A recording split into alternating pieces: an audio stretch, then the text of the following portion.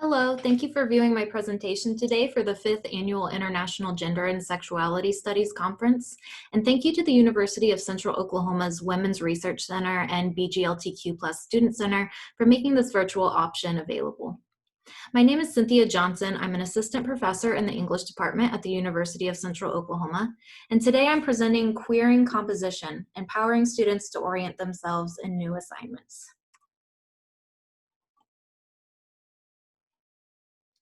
In this presentation, I use student interview data to examine the ways students queer the composition classroom by resisting normative pathways in and through assignments. That is, despite our best efforts to prepare students for our assignments, they find alternative routes, resources, and support in order to orient themselves in the unfamiliar. As a teacher who identifies as queer, I often think about how that identity is both present and absent in my classes. I weigh what it means in my position of authority in the classroom to disclose, or more often not disclose, that particular part of myself. I sense students beginning to wonder when I ask for their pronouns, when we talk about the lens of queer rhetoric, and when I schedule visits to or presentations from the BGLTQ Plus Student Center. I think about how such a disclosure creates comfort for many students and discomfort for others. However, my considerations of queerness in the classroom move beyond my own identity and the safe space I strive to create. They expand to my teaching practices and the ways I convey writing. I turn then to Jack Halberstam's The Queer Art of Failure to consider queerness more broadly. As paraphrased in Mogenberg and Walton's piece on queering design thinking, for Halberstam, a queer subject can be anyone who lives, moves, or works against what is otherwise perceived as normal or logics of productivity. This leads me to think about the ways queerness is absent from my teaching practices and instead present in my students' navigation of assignments. That is not in any way a direct reference to their gender and sexuality, but their resistance to the inherent linearity and normativity of their educations. Stacey Waite in Teaching Queer also embraces this broader view of queerness, stating, "Notions of queer pedagogy seem bound to LGBTQ subjects, queer teachers or queer students, or equated with queer texts or the reading of LGBTQ literature. However, I understand my exploration of queer pedagogies as more explicitly connected to the methodologies or approaches to teaching and to writing."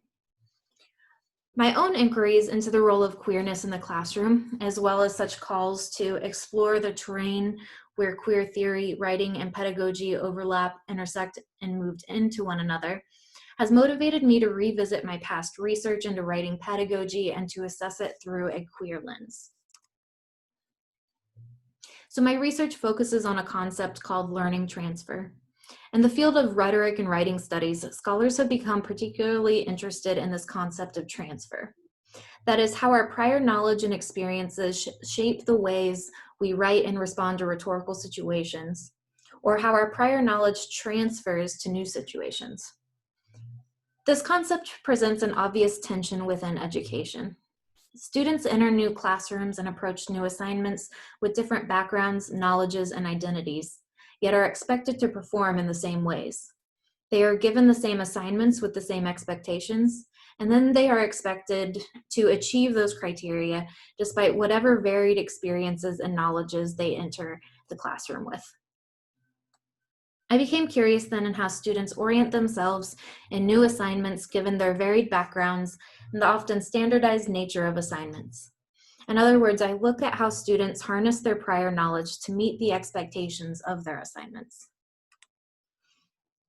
In 2017, I interviewed 25 students across 6 sections of an advanced business communication class about their composing process in that class. At the time, I was looking for traces of how their past experiences shaped their approaches to new assignments. Through a queer lens, I'm now reframing this as a moment of orientation. In queer phenomenology, Sarah Ahmed unpacks the orientation component of sexual orientation. She examines how we orient ourselves in time and space, always navigating other bodies, human and non-human. She talks too of disorientation, of disrupting and disordering the paths and objects presented to us, and instead pursuing what is oblique, strange, disorienting. This is what I recognized in my interviews with students. When feeling disoriented in an assignment, they resisted the pathways laid before them and disordered their writing processes.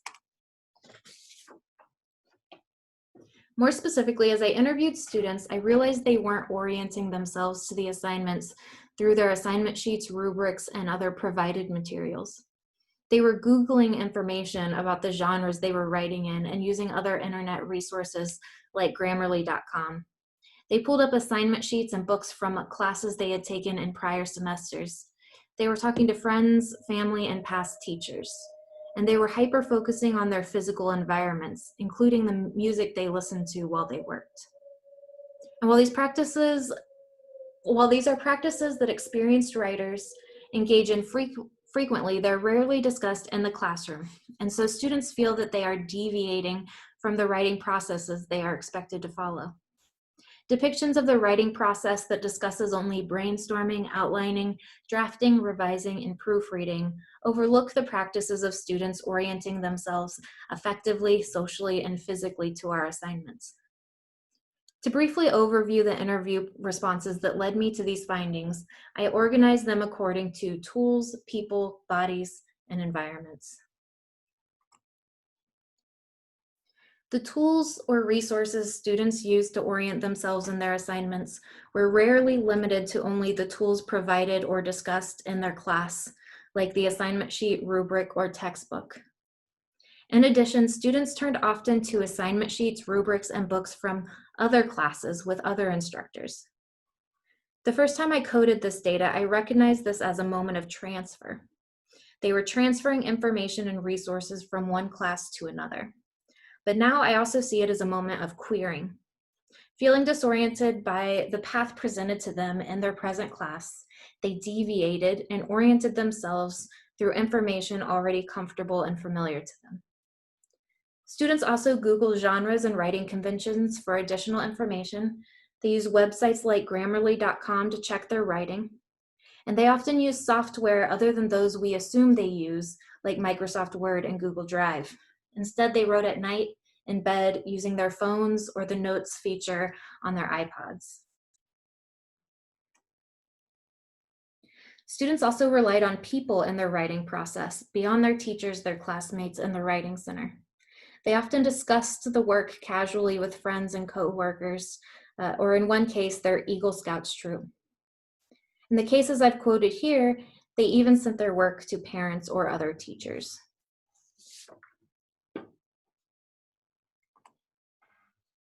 Many students also discussed the role their bodies played in their writing process.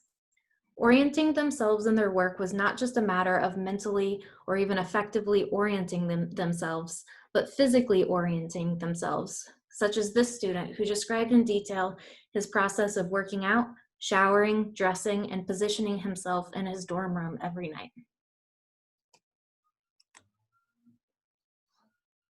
And related to bodily orientation, students also described the environments needed in order to orient themselves in their work. Some students described needing quiet spaces with little distraction, while others liked the commotion of a dining hall or coffee shop. Some liked to work at a desk, others preferred a bed or the floor. Nearly all of the students, too, had strong preferences about whether or not they listened to music while they worked, and if so, what kind. For students, orienting themselves into a new writing assignment requires more than following a linear normative set of steps. Orienting is an effective social and material process. It involves first disorienting, resistance, and disruption. As Sarah Ahmed says, moments of disruption are vital. They are bodily experiences that throw the world up or throw the body from its ground. If we don't allow for this vital disorientation in our classrooms, or worse, we penalize it, we further equate queerness with failure. Halberstam writes, failing is something queers do and have always done exceptionally well. For queers, failure can be a style, to cite Quentin Crisp, or a way of life, to cite Foucault. They further say, what kinds of reward can failure offer us? Perhaps most obviously, Failure allows us to escape the punishing norms that discipline behavior and manage human development with the goal of delivering us from unruly childhoods to orderly and predictable adulthoods. So to queer composition is to disorient ourselves as teachers, to resist the path of disciplining behavior and managing human development, and instead to make space and to reward failure and disorientation from our students. The possibilities for doing so are wide-ranging, but I offer a few examples in response to the writing processes of the students I interviewed. First, we must learn from students about the wide range of tools they use for writing and hold discussions about how to navigate those resources effectively. We must collaborate with students on writing processes that work for them and avoid dictating strategies. Queering composition also means, when possible, leaving open the language, genres, and modes of communication that students can use to complete an assignment, and allowing them to orient themselves to the materials using those modes most comfortable to them. Queering composition likewise means releasing outdated notions of writing as a solitary activity and to better communicate and understand students' collaborative processes. Writing teachers often simultaneously laud peer review activities while penalizing other forms of collaboration in students' individual assignments. Yet writing outside of the academy is more often collaborative than not, and discouraging collaboration in the classroom fails to prepare students for future writing contexts. Instead, we can encourage students to seek collaborative interventions in their writing and discuss with them the strategies and ethical considerations of that process. Lastly, queering composition means acknowledging to students that writing is an embodied process, or even acknowledging that we have bodies. Stacey Waite writes, "It is no accident then that the idiom body of knowledge takes the metaphor of body, steals it from the body in order to disembody education. But bodies do matter. A body of knowledge has everything to do with bodies." This means both bodies and embodiment.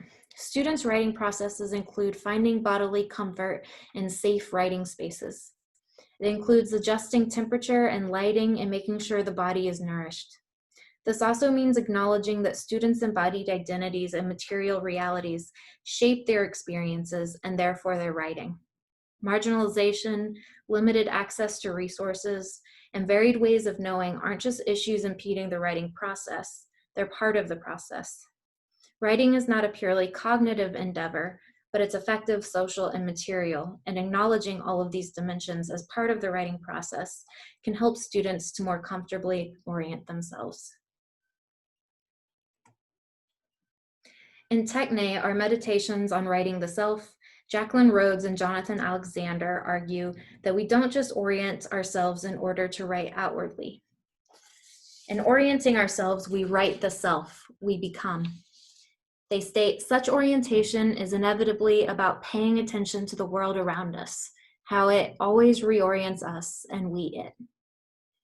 And I believe those are the strategies students learn when we queer composition and empower them to orient themselves to new assignments in authentic ways.